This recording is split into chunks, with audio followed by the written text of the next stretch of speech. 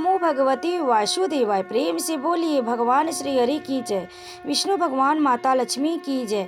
भक्तों, आज 19 मार्च 2026 और दिन बृहस्पतिवार का है। नवरात्रि की भी शुरुआत हो गई है। चैत्र नवरात्रि के दिनों में माँ भगवती कृपा आप सभी पर सदैव बनी रहे। भक्तों, आज हम सुनेंगे बृहस्पति देव की व्रत कथा, जिसे आप अंत तक श्रवण करें और कमेंट में विष्णु भगवान की जय अवश्य लिखें। तो आइए भक्तों, बहुत ही श्रद्धा और भक्ति के साथ आज हम आपको सुनाते हैं बृहस्पतिवार की संपूर्ण व्रत कथा। प्रेम से बोलिए भगवान विष्णु की जय। भारतवर्ष में एक प्रतापी और दानी राजा राज्य करता था। वह नित्य गरीबों और ब्राह्मणों की सहायता करता था। यह बात उसकी रानी को अच्छी नहीं लगती थी। वह न ही गरीबों को दान देती, न ही भगवान का पूजन करती थी और राजा को भी दान देने से मना किया करती थी। एक दिन राजा शिकार खेलने वन को चले गए हुए थे, तो रानी महल में अकेली थी। उसी समय बृहस्पति देव साधु वेश में राजा के महल में भिक्षा के लिए गए और भिक्षा मांगी। रानी ने भिक्षा देने से इनकार किया और कहा, हे साधु महाराज, मैं तो दान पुण्य से तंग आ गई हूँ। मेरा पति सारा धन लुटाते रहते। मेरी इच्छा है कि हमारा धन नष्ट हो जाए, फिर न रहेगा बांस, न बजेगी बांसुरी। साधु ने कहा, देवी तुम तो बड़ी विचित्र हो। धन संतान तो सभी चाहते, पुत्र और लक्ष्मी तो पापी के घर भी होने चाहिए। यदि तुम्हारे पास अधिक धन है तो भूखों को भोजन दो, प्यासों के लिए प्याऊ बनवाओ, मुसाफिरों के लिए धर्मशालाएं खुलवाओ। जो निर्धन अपनी कुंवारी कन्याओं का विवाह नहीं कर सकते, उनका विवाह करा दो। ऐसे और कई काम हैं जिनके करने से तुम्हारा यश लोक परलोक में फैलेगा। परंतु रानी पर उपदेश का कोई प्रभाव न पड़ा। वह बोली, महाराज आप मुझे कुछ न समझाए।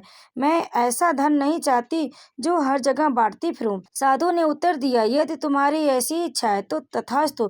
तुम ऐसा करना कि बृहस्पतिवार को घर लिपकर पीली मिट्टी से अपना सिर धोकर स्नान करना, भट्टी चढ़ाकर कपड़े धोना। ऐसा करने से आपका सारा धन नष्ट हो जाएगा। इतना कहकर वह साधु महाराज वहां से अंतर ध्यान हो गए। साधु के अनुसार कई बातों को पूरा करते हुए रानी को केवल 3 बृहस्पतिवार ही बीते थे कि उसकी समस्त धन संपत्ति नष्ट हो गई। भोजन के लिए राजा का परिवार तरसने लगा। तब एक दिन राजा ने रानी से बोला कि हे रानी, तुम यहीं रहो, मैं दूसरे देश को जाता हूँ, क्योंकि यहाँ पर सभी लोग मुझे जानते हैं, इसलिए मैं कोई छोटा कार्य नहीं कर सकता। ऐसा कहकर राजा परदेश चला गया। वहाँ वह जंगल से लकड़ी काट कर लाता और शहर में बेचता। इस तरह वह अपना जीवन व्यतीत करने लगा। इधर राजा के परदेश जाते ही रानी और दासी दुखी रहने लगी। एक बार जब रानी और दासी को 7 दिन तक बिना भोजन के रहना पड़ा, तो रानी ने अपनी दासी से कहा, हे दासी, पास ही के नगर में मेरी बहन रहती है, वह बड़ी धनवान है, तू उसके पास जा और कुछ ले आ, ताकि थोड़ी बहुत गुजर बसर हो जाए। दासी रानी की बहन के पास गई। उस दिन गुरुवार था और रानी की बहन उस समय बृहस्पतिवार व्रत की कथा सुन रही थी। दासी ने रानी की बहन को अपनी रानी का संदेश दिया, लेकिन रानी की बड़ी बहन ने कोई उत्तर नहीं दिया। जब दासी को रानी की बहन से कोई उत्तर नहीं मिला, तो वह बहुत दुखी हुई और उसे क्रोध भी आया। दासी ने वापस आकर रानी को सारी बात बता दी। सुनकर रानी ने अपने भाग्य को कोसा। उधर रानी की बहन ने सोचा कि मेरी बहन की दासी आई थी, परंतु मैं उससे नहीं बोली, इससे वह बहुत दुखी हुई होगी।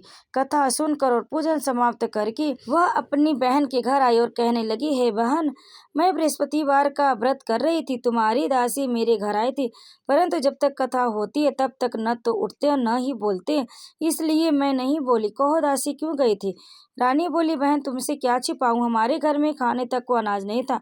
ऐसा कहते कहते रानी की आंखें भर आई। उसने दासी समेत पिछले 7 दिनों से भूखे रहने तक की बात अपनी रानी को विस्तार पूर्वक सुना दी। रानी की बहन बोली, देखो बहन, भगवान बृहस्पति देव सबकी मनोकामना को पूर्ण करते।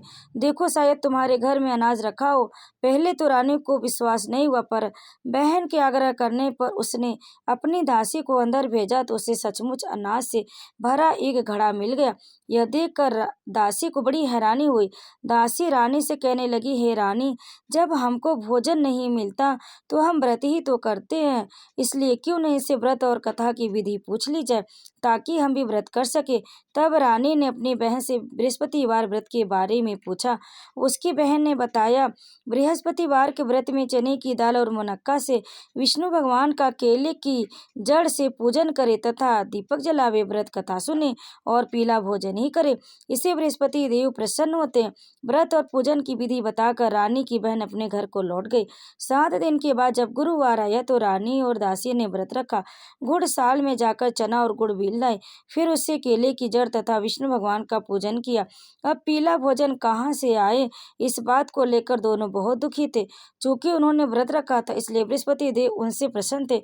इसलिए वे एक साधारण व्यक्ति का रूप धारण कर 2 थालों में सुंदर पीला भोजन दासी को दे गए। भोजन पाकर दासी प्रसन्न हुई और फिर रानी के साथ मिलकर भोजन ग्रहण किया। उसके बाद वे सभी गुरुवार को व्रत और पूजन करने लगी।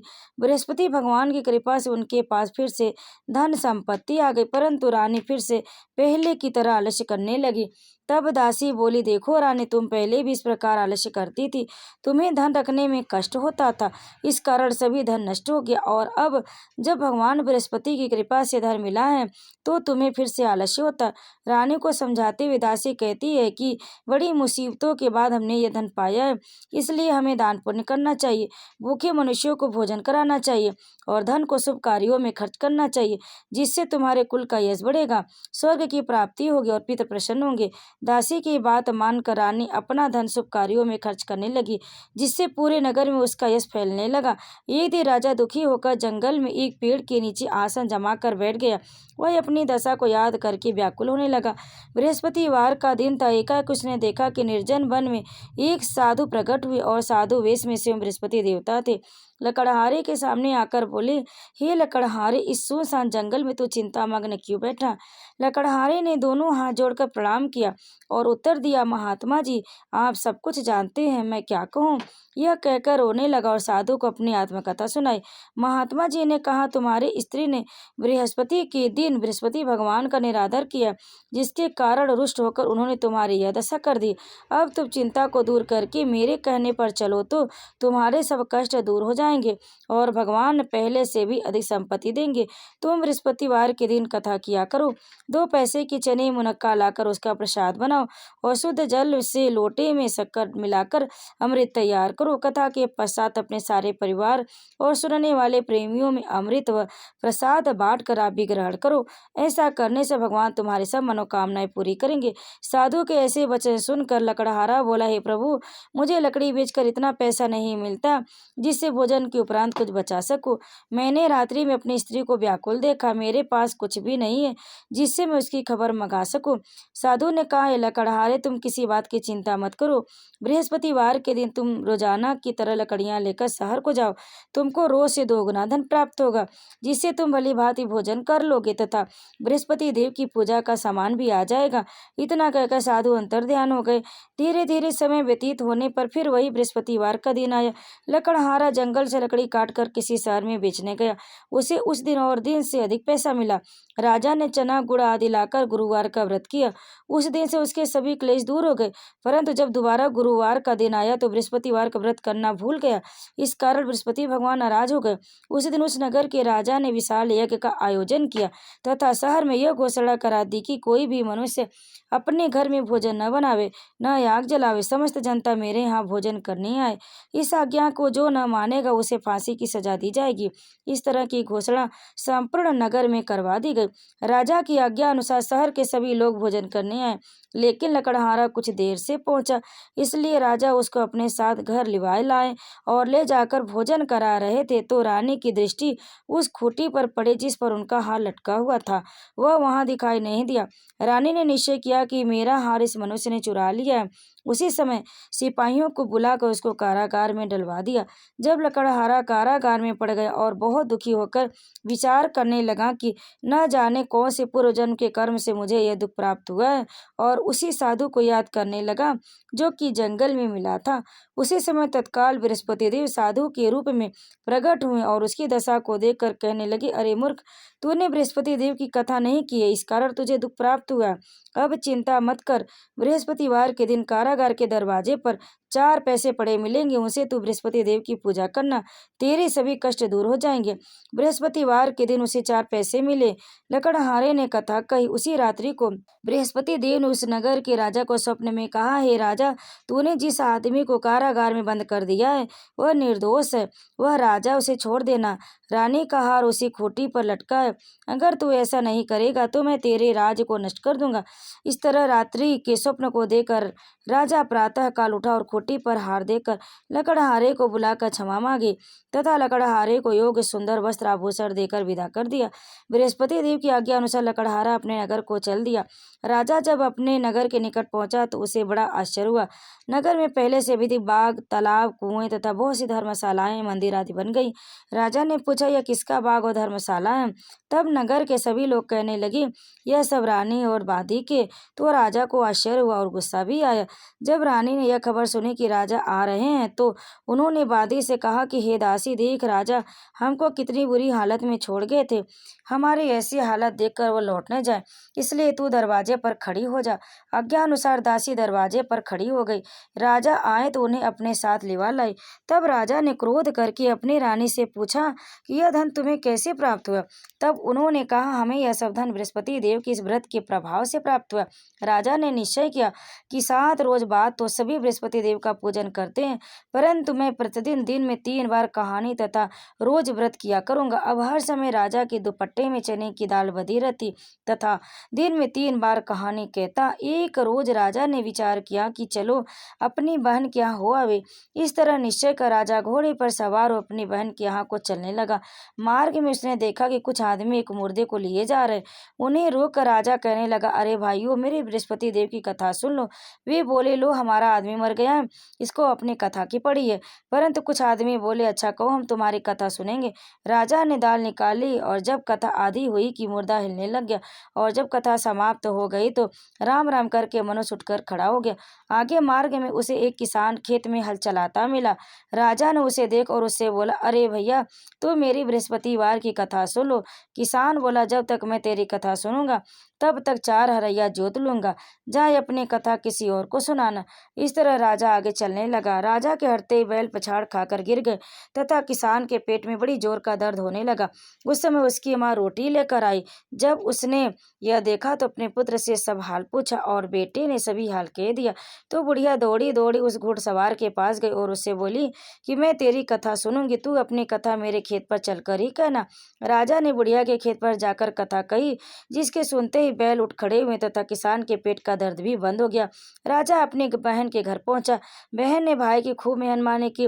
दूसरे रोज प्रातः काल जागा राजा और वह देखने लगा कि सब लोग भोजन कर रहे हैं। राजा ने अपनी बहन से कहा, ऐसा कोई मनुष्य है जिसने भोजन नहीं किया हो? मेरी बृहस्पतिवार की कथा सुन ले। बहन बोली, है भैया, यह देश ऐसा ही है कि पहले यहाँ लोग भोजन करते हैं, बाद में अन्य काम करते। अगर कोई पड़ोस में हो तो देखाती हूँ। ऐसा कहकर देखने चली गई, परंतु उसे कोई ऐसा व्यक्ति नहीं मिला जिसने भोजन न किया हो। अतः वही कुम्हार के घर गई जिसका लड़का बीमार था। उसे मालूम हुआ कि उनके यहाँ 3 रोज से किसी ने भोजन नहीं किया है।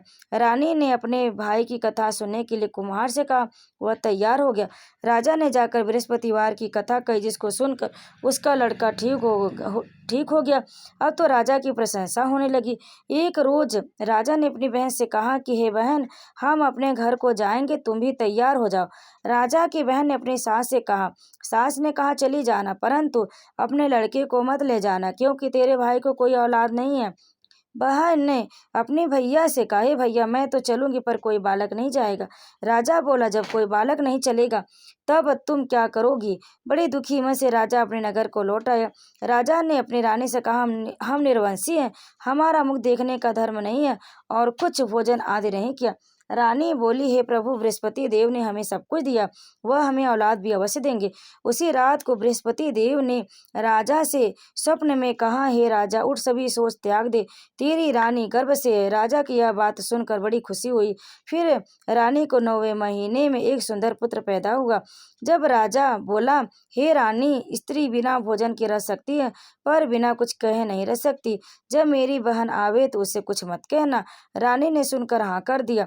जब राजा की बहन ने यह शुभ समाचार सुना तो वह बहुत खुश हुई तथा बधाई लेकर अपने भाई के यहाँ आई। तभी रानी ने कहा, घोड़ा चढ़कर तो नहीं आई, गधा चढ़ी आई। राजा की बहन बोली, भाभी मैं इस प्रकार न कहती तो तुम्हें औलाद कैसे मिलती। बृहस्पति देव ऐसे ही हैं, जैसे जिसके मन में कामनाएं है सभी को पूर्ण करते। जो सद्भावना पूर्वक बृहस्पतिवार का व्रत करता है एवं कथा पढ़ता है, कथा सुनाता है, दूसरों को सुनाता है और खुद भी सुनता है, बृहस्पति देव उसकी सभी मनोकामना पूर्ण करते हैं।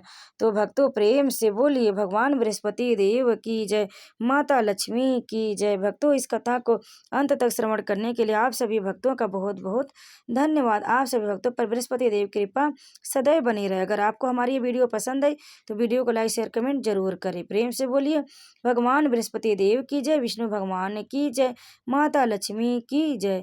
ओम श्री हरि नारायण नमो नमः।